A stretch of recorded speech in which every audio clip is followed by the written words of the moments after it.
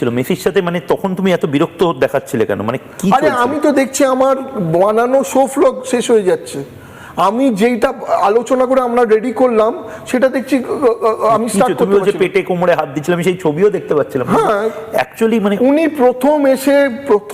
প্রথম কথা দেখো, পেটে কোমরে তো পরের কথা, উনি মাঠে ঢুকলেন কোন রাইটে মাঠে ঢুকলেও? উনি কি চিনতেন মেসিকে? আমি জানি না উনি ঢুকলেন কি করে, চেনার পরের কথা, উনি মাঠে ঢুকলেনটা কি করে, এইটাই আমার প্রথম প্রশ্ন পুলিশ অ্যাডমিনিস্ট্রেশনকে। উনি ঢুকলেন কি করে, কোন রাইটে? তুমি বাইরের স্টেটে কোনো স্পোর্টস মিনিস্টারকে ঢুকতে দেখেছো কোনো কাউকে ঢুকতে? কোনো চিফ মিনিস্টারকেও তুমি প্রথমে দেখেছো যে তার সারি বাড়ি যেই শো ফ্লোটা ছিল সেই শো ফ্লোতে ফলো করেছে লোকেরা? উনি ঢুকলেনটা কি করে? ঢুকে ছেড়ে দাও, উনি কি করে বাইরের লোকেদের ডাকছেন ছবি তুলতে, কোন রাইটে? বিকজ উনি পাওয়ারফুল আর পুলিশ কিছু বলছিল না। পুলিশ যদি কিছু বলতে, তুমি দেখবে বারবার, আমি কিন্তু ঝগড়া করছি ওনার সঙ্গে, আমি ওনাকে বারবার বলছি আপনি কি করে মাঠে লোক ঢোকান, আপনি কি করে ওনাকে ছবি তোলাচ্ছেন?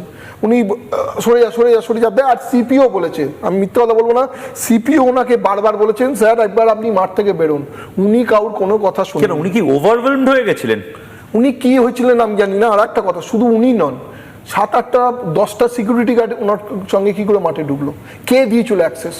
আমার কাছে তোমাকে আমি সব লিস্ট দিয়ে চলে যাব।